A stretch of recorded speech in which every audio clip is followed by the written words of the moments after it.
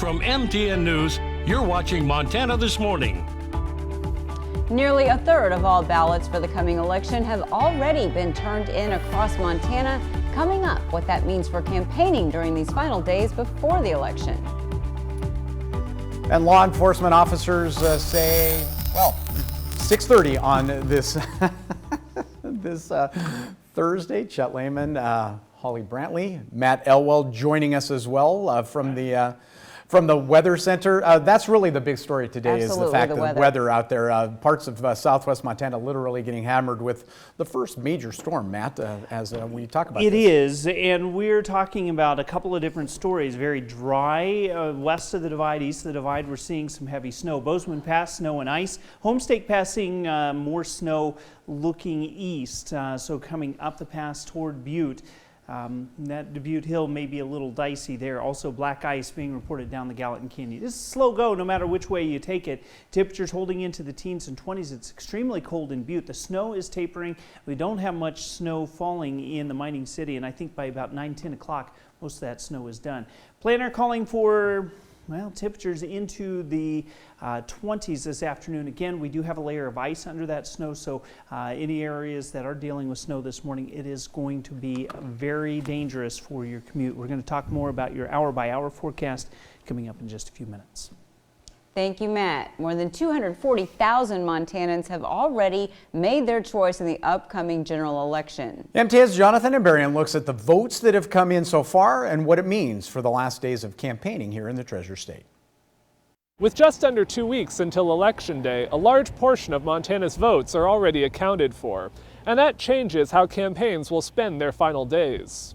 As of Tuesday evening, the Secretary of State's office reported nearly 638,000 ballots had been sent out to Montana voters. More than 243,000 have already been returned. That number jumped by 35,000 compared with the day before. About 2/3 of the submitted ballots have come from Montana's 7 largest counties: Yellowstone, Missoula, Gallatin, Flathead, Cascade, Lewis and Clark, and Ravalli. They sent out a total of nearly 427,000 ballots and have accepted almost 162,000. Lewis and Clark County has the highest turnout so far among large counties, with almost 49% of its mail ballots already returned. 4 others have gotten more than 40% of ballots back. Gallatin has processed about 29%, and Flathead has processed about 22%. The number of Montanans who voted absentee had been rising for years, even before Governor Steve Bullock allowed counties to switch to all-mail ballots during the pandemic. What happens is, instead of having one election day,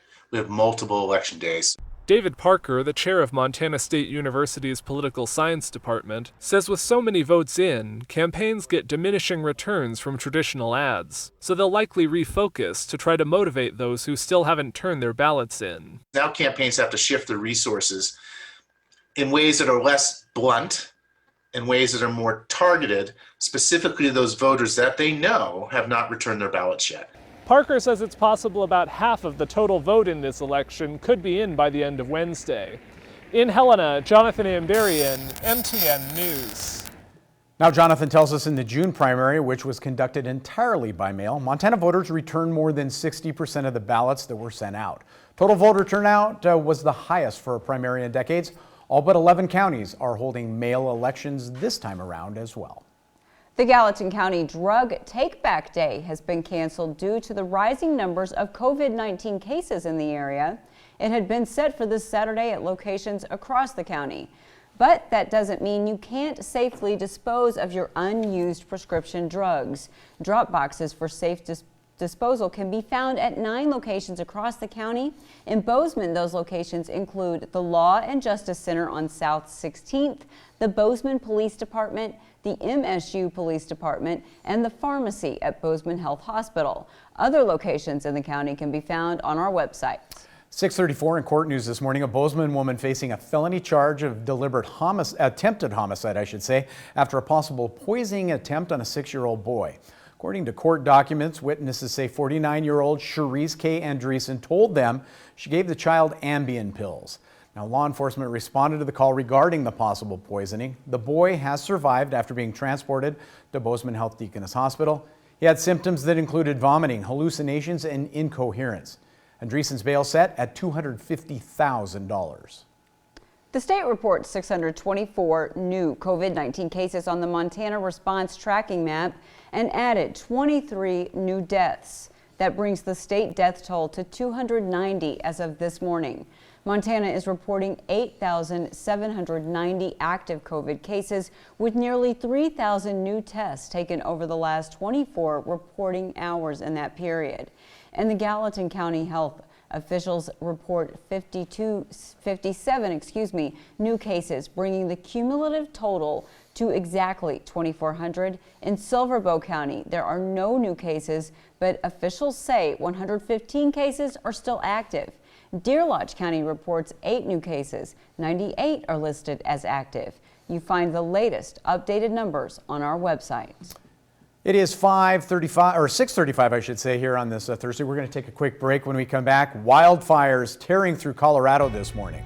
And entire towns are being evacuated. Coming up, learn why firefighters say they are powerless without some help from the weather. But first, let's check in with Anthony Mason to see what's coming up at 7 o'clock on CBS This Morning. Good morning. Ahead on CBS This Morning, President Trump and former Vice President Biden meet tonight for their final debate. Will it make a difference for voters and how the new rules could affect the event? Plus, a preview of what both candidates told 60 Minutes about their agendas. Also, Health and Human Services Secretary Alex Azar will join us. We'll find out when he believes a coronavirus vaccine will be available for widespread use. And in our More Perfect Union series, meet the 12-year-old who just composed music for the New York Philharmonic. How she's hoping to inspire more diversity in classical music. All that coming up when we see you at 7.